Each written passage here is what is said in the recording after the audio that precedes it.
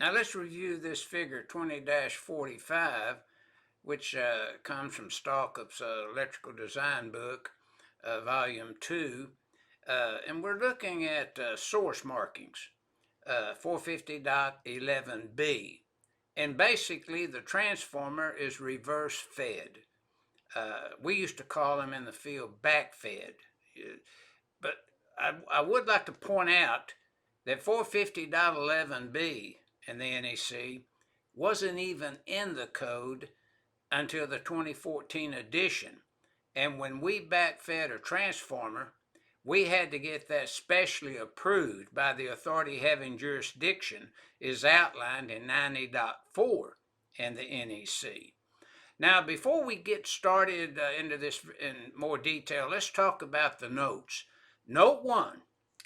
The primary side is connected to the load. So this is the regular 480 volt, what you'd call the primary input side.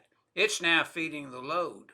And of course you'd need to install that properly, as we'll see. And then note 2, the secondary side, which is the output side, is energized by the supply circuit from the service equipment, panel board or sub panel, wherever it's supplied from. And then note 4, always check with the manufacturer before making this type of hookup. Most of the time they'll put out the same amps depending on the kVA rating, but you start getting into large kVA ratings of transformers and you backfeed them, you can get into a lot of problems. Now, as we review the note 3, never connect the XO of the 120/208 volt side to ground. It really fouls up your connection, fouls up voltages, backfeed currents that come in that shouldn't, and that kind of thing. So you don't want to connect the XO at all. And then as you see in the illustration, the feeder circuit, 208 volt 3-phase without 120 volt neutral now.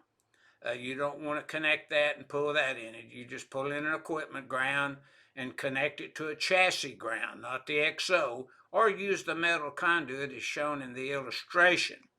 Now notice at the top right-hand side of the illustration, we have a corner grounded, earth grounded system in accordance with 250.26 and 250.21.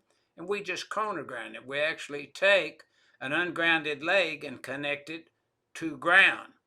And of course you're going to read 480 volt phase to phase, but you'll read 0 to ground just like it would say it was a neutral.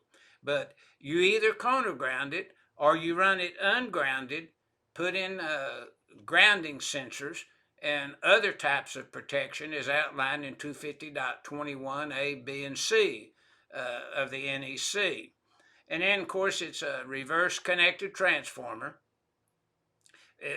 That's what they call it now. We used to call it backfed, as I just pointed out. I've only put in maybe 2 or 3 of these systems. Some as inspectors and as an inspector, and then one other and just installed it. Now the primary input is 480 volt 3-phase. The secondary output is 12208, and we're reverse feeding it.